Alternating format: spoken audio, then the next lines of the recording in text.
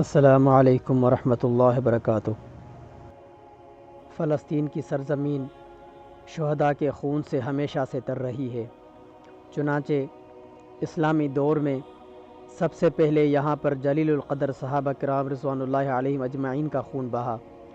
ان کی قیادت میں مسلمانوں کی فوجیں اس سرزمین پر آئیں تو ان میں سے بہت سارے مسلمانوں نے اپنی جانیں اللہ کی راہ میں قربان کر دیں، اور 450 برس کے بعد 1099 عیسوی میں جب بیت المقدس پر صلیبیوں نے قبضہ کیا تو ہزاروں مسلمان ان کے ہاتھوں شہید ہوئے۔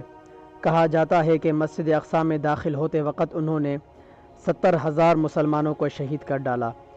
پھر اسی پر بس نہیں کی بلکہ ان کے سر ان کے جسموں سے الگ کر دیے، ان کے ناک کاٹے، ان کے کان کاٹے اور ان کے ہاتھ پاؤں کاٹ ڈالے اور انہیں آگ لگا دی۔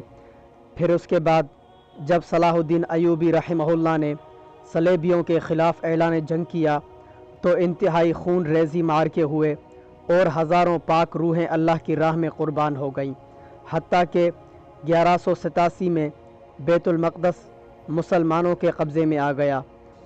اس کے بعد تاتاریوں کا فتنہ آیا جو بغداد پر قبضہ کرنے کے بعد شام میں داخل ہوئے اور ہزاروں بے گناہ مسلمانوں کا خون بہایا۔ پھر اللہ تعالیٰ نے مسلمانوں کو متحد ہو کر جہاد کرنے کی توفیق دی۔ فلسطین میں تاتاریوں کے خلاف زبردست معرکے ہوئے، اس میں بھی بے شمار مسلمان دین اسلام کے غلبے کے لیے اپنی جانوں پر کھیل گئے اور پہلی مرتبہ تاتاریوں کو شکست ہوئی۔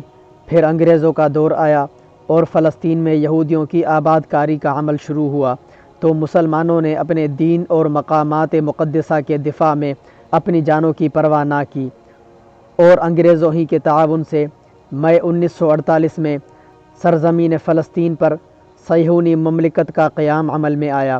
اس وقت سے اب تک اس مبارک سرزمین پر خون مسلم پانی کی طرح بہہ رہا ہے، اور ایمان والے اپنے سے کہیں زیادہ طاقتور دشمن کا مقابلہ کر رہے ہیں۔